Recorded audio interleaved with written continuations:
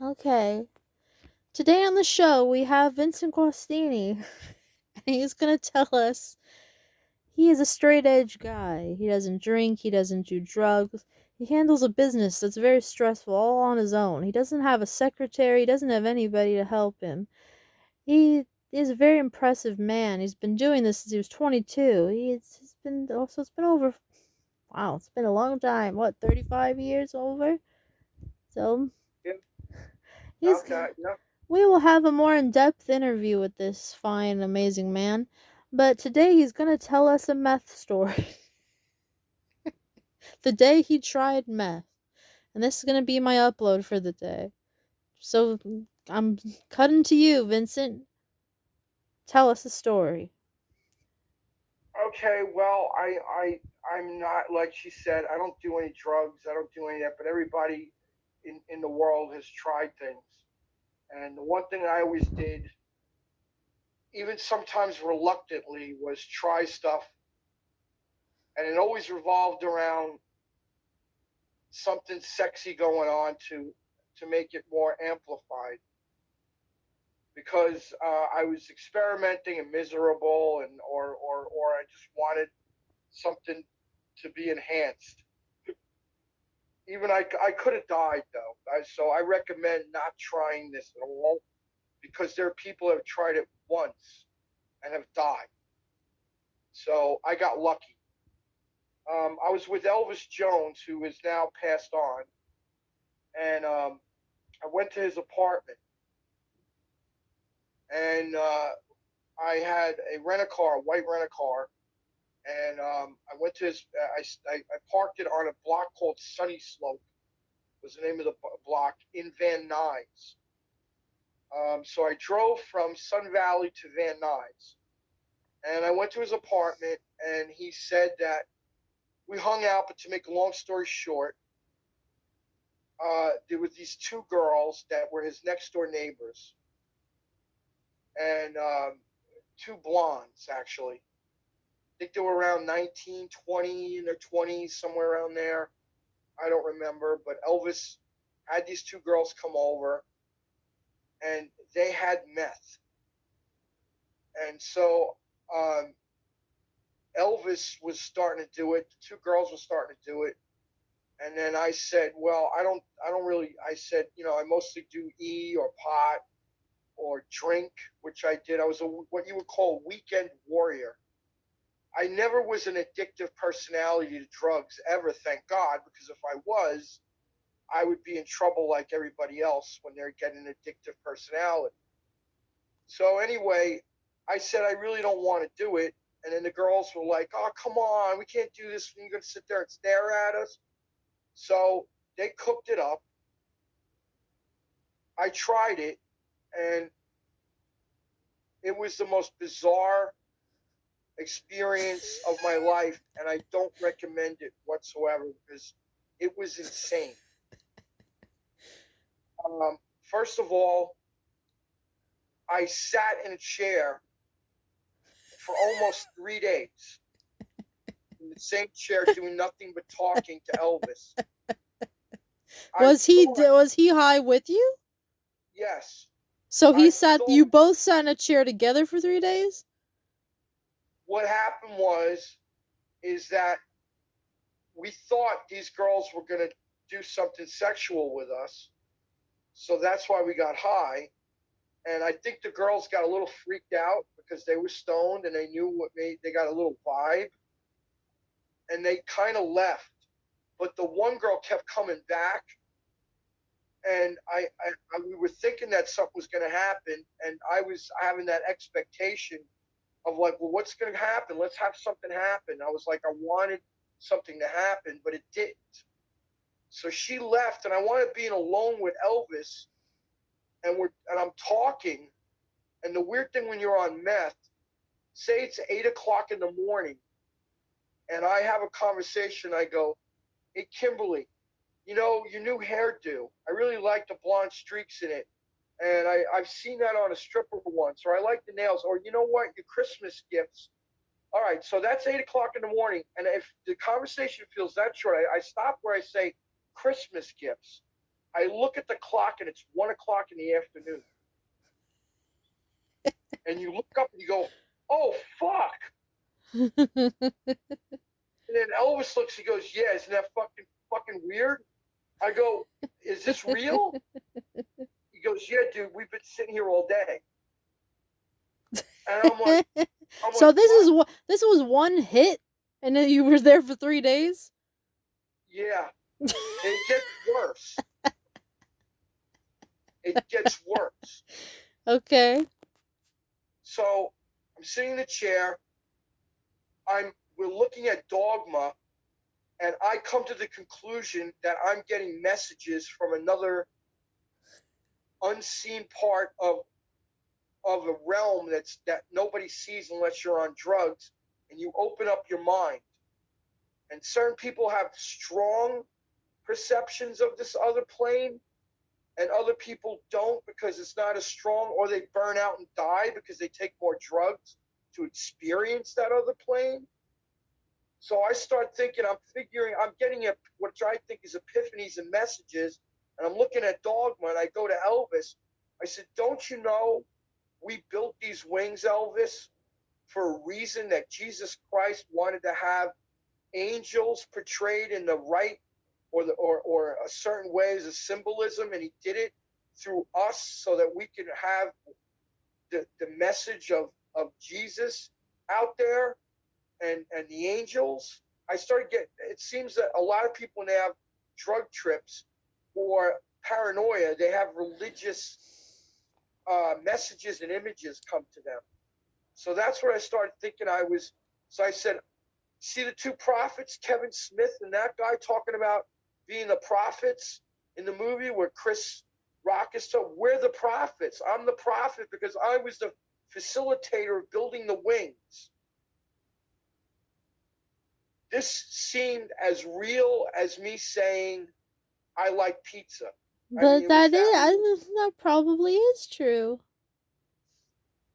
It's reasonable. I don't know. I used to want to experiment, and because I've had a couple of these type of trips, and they got worse after meth. Like I would smoke pot, and I started seeing things. But I don't want to get off the story because I could go into other stuff. Yeah, I want my iPad to stay on. Okay, keep going. So he said, dude, you've been sitting in this chair for 3 days, and you're smelling it up.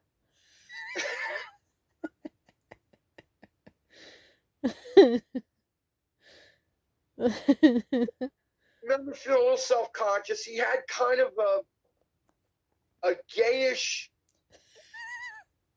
homosexual roommate that came in. I know his name. I don't want to repeat it, but he had some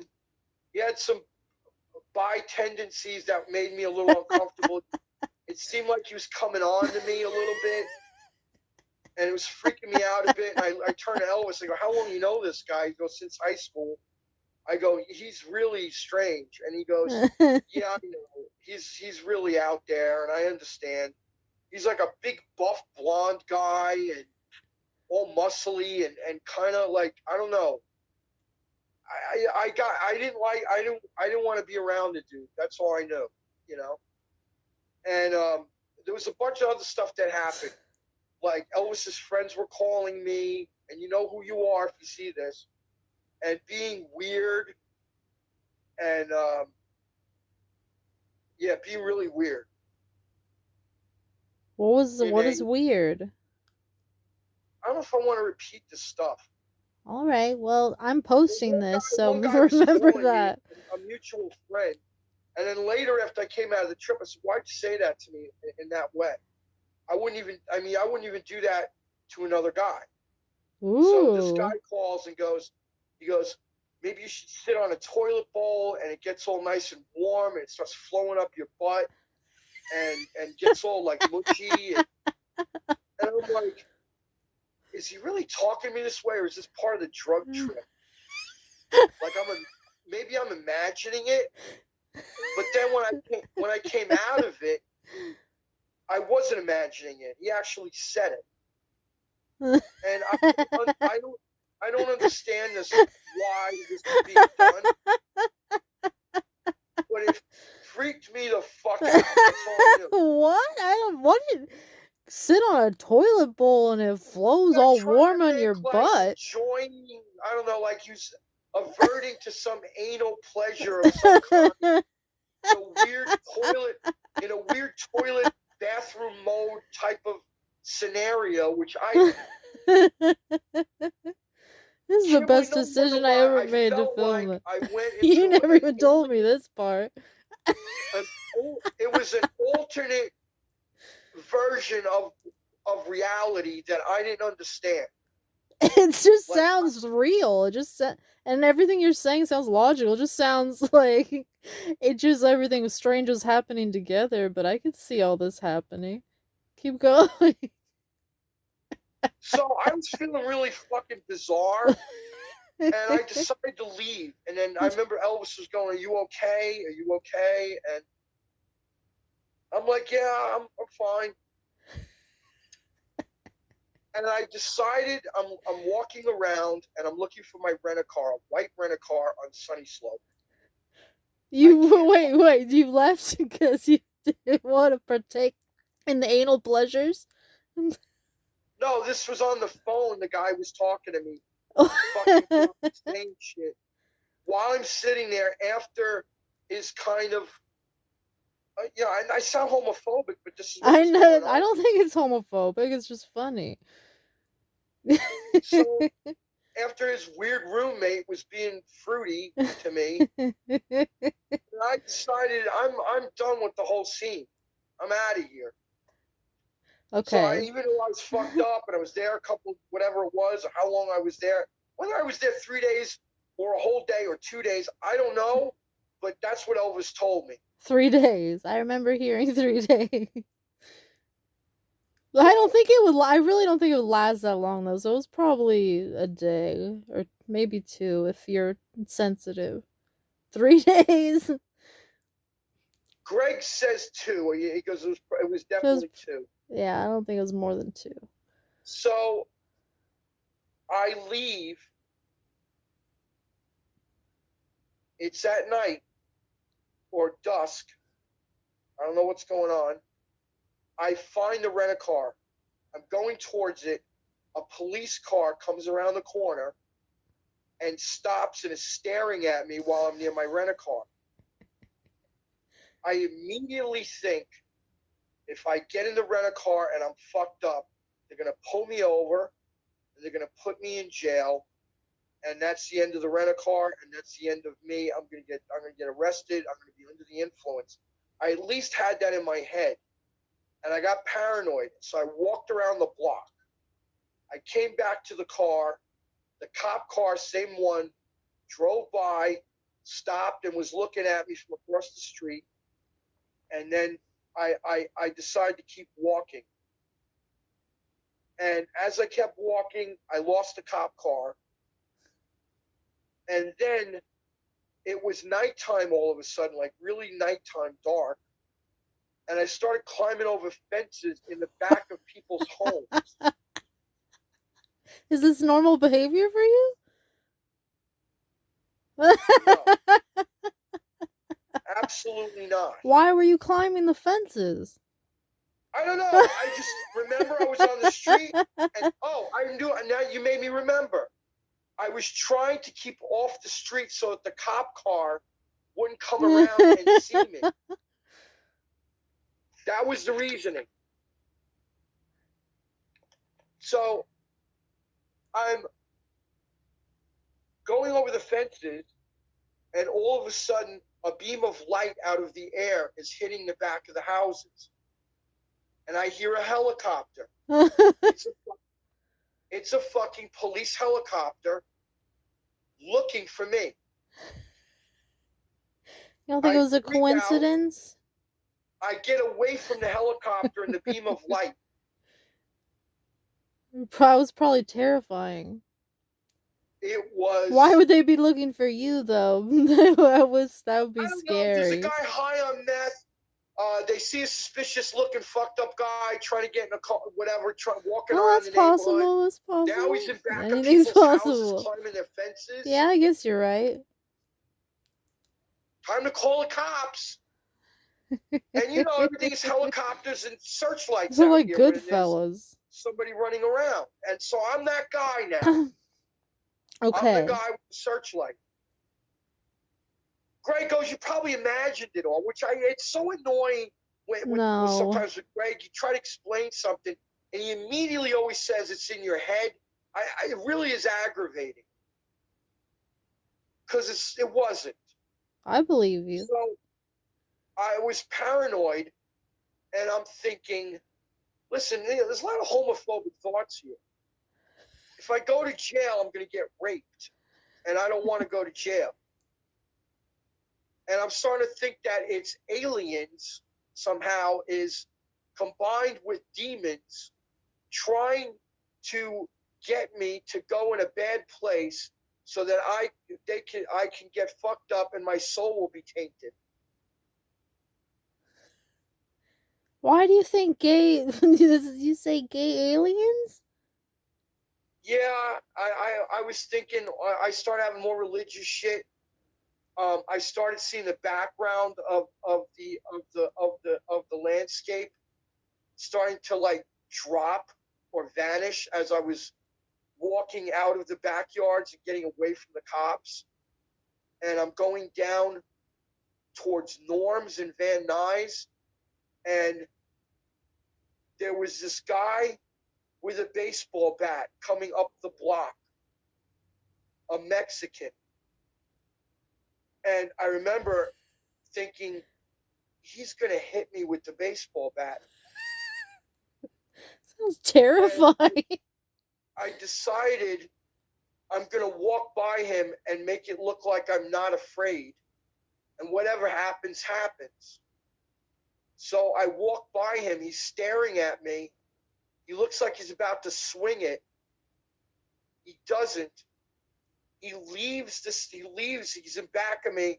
And he starts beating the fucking bat on the street, going, I hate you. I hate you. I hate you. And he's banging it over and over and over again on the street.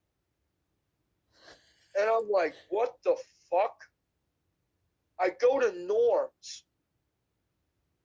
I want some sanctuary. And there's this One's machine a in the fucking restaurant. Norm's. It's like a ball machine, like a roller coaster.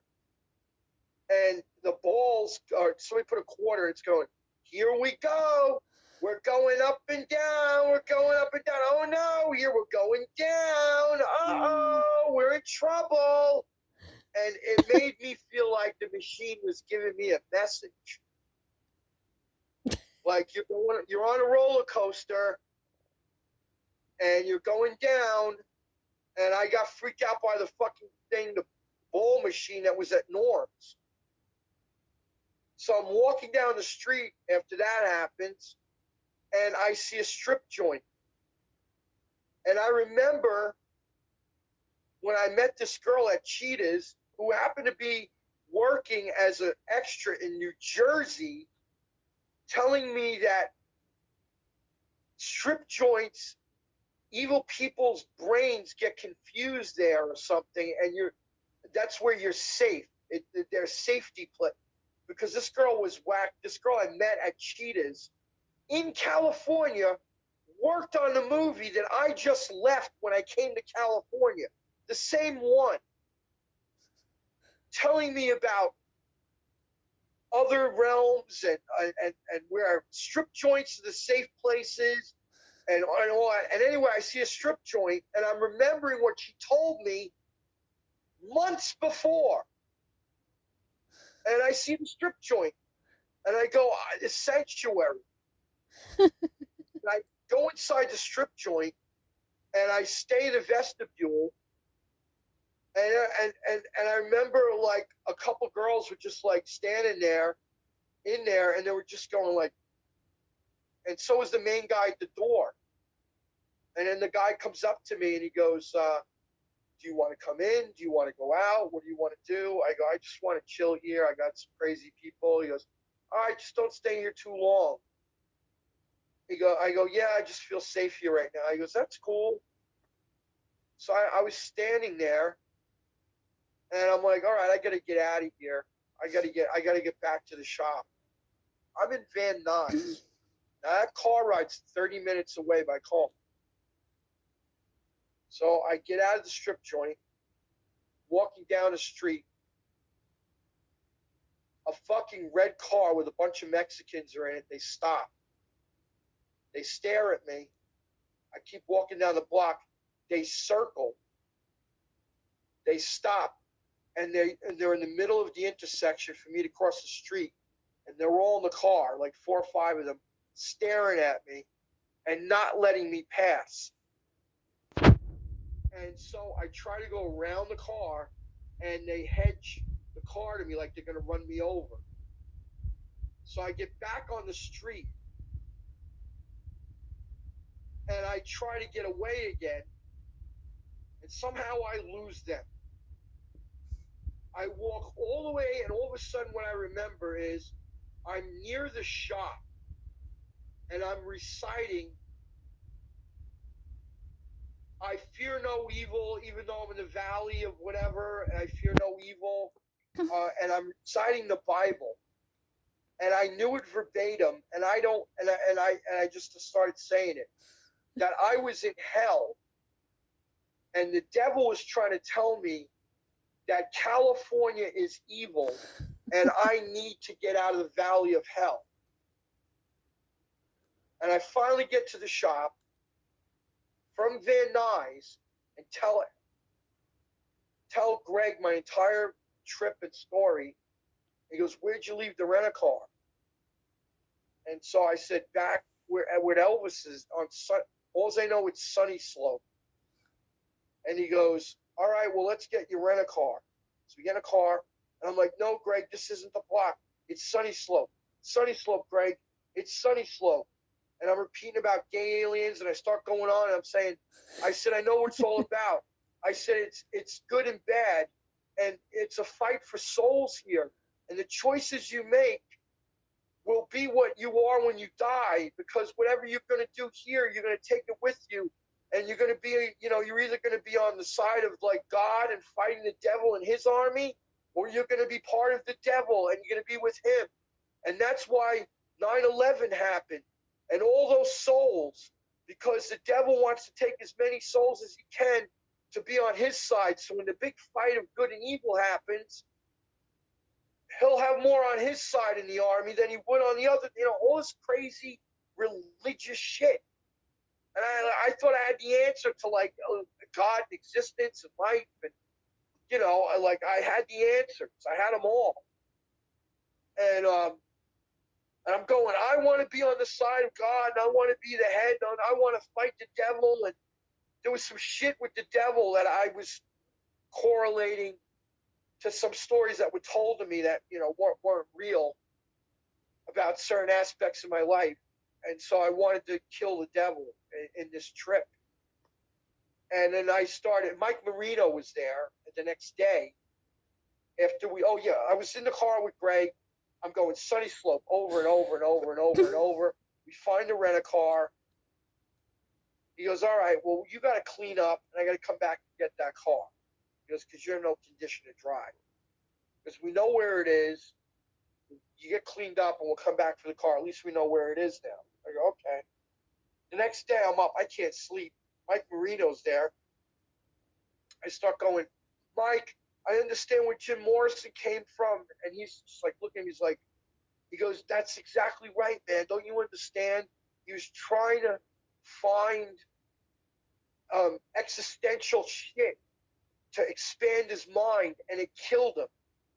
And drugs, alcohol, whatever would get him there, weird sex, whatever it would be, to try and figure out life, and maybe, and have a trip to find out what this other existential existence is beyond our realm." And it killed him. And that's what Mike was telling me while I was still getting over this trip. He goes, "Now I understand, man. This all started probably," he goes, "yeah, like with the monkeys, like when we were apes, and then like later on when we evolved, we started doing peyote and trying to do it. It was like everything was being figured out, like in the conversation, like everything was getting wrapped up, like, or at least I felt it was, as crazy it all sounded." Like I got, like I'm going back to like the dawn of man, and why we expand our mind, and we're looking for why we were put here, and we're always searching for that first who made us, who put the spark in us, what happened. And so I came off that trip, and every time I take pot, no matter what the dose is, if it's low, I have a trip. If I have something that's extremely high, I go nuts. As you have witnessed when we did edibles or whatever, right on the sides of boxes, back to figuring out what existence in the other realms were. But when I had that trip, I I'll go, never do I that. don't want to know. I talked to Steve Johnson about this, and he tripped out. I go, Steve, you're getting high because you want to know what that's all about. You'll know all about that when you die. God will show you that. You don't need to fuck up your life here to find out what that is. You don't need to rush to find out what that is. There's a risk to finding out what that is, which is not only selling your soul out, He's just having but fun though. Look at this fucking great up. story you have. I'm trying to finish. Don't interrupt Okay, me. you're right. I'm sorry. But fucking up your brain, Okay. that will affect it so much that some people, it kills them. You're Like right. Morrison, like all these people that do drugs, all these rock and roll stars, especially Jim Morrison, who when he was high was writing about this stuff, doors of perception, and different names for different girls that were in his life that were giving him, everything was about, the Indians and peyote. They would go to the desert and do drugs and trip out, and get to that, look at that next realm. But you got to be careful. You get burned. And some people die. They do. They die. So I made a decision to become I don't want any more epiphanies. I don't want to figure that shit out. Oh, it sounds pretty awful. I So want to be scary. grounded. I want to be grounded. I just want because the reality is whatever you're doing to get there, you're fucking up your body, your mind, and your soul. And I don't want anything. I decided I didn't want anything evil or fucked up anymore. But I got suckered in because certain things happen out here, and I remember telling my ex-wife about it all, and she's just like, "Wow." She said, I think that you tapped into something that was. I go, well, I could just be a fucked up high guy. I couldn't take the meth, and it boiled my brain. It could just be that. It could just be, gobbledygook. It didn't feel that way. It really did. It felt like a message, like I was being taught another lesson. Like God was trying to tell me, don't go this direction, man. You're gonna burn. It's gonna burn. You're gonna get fucked up. You're gonna burn out. Don't go this direction. Go another direction. And so I took that to heart, and before I met you, but no way. So, Dad, don't do drugs, kids. Don't do drugs. Fucks with your brain. Chemicals. I'll sit on a No. toilet seat and it's real warm on your ass. Yeah, and you feel much. It's going up there. It's opening it up and it's warming it up, and I'm just like, what? It's a friend. It's a friend of mine. I don't know, Jamie. You don't want your ass warmed up? No, Thank you no. for joining us today.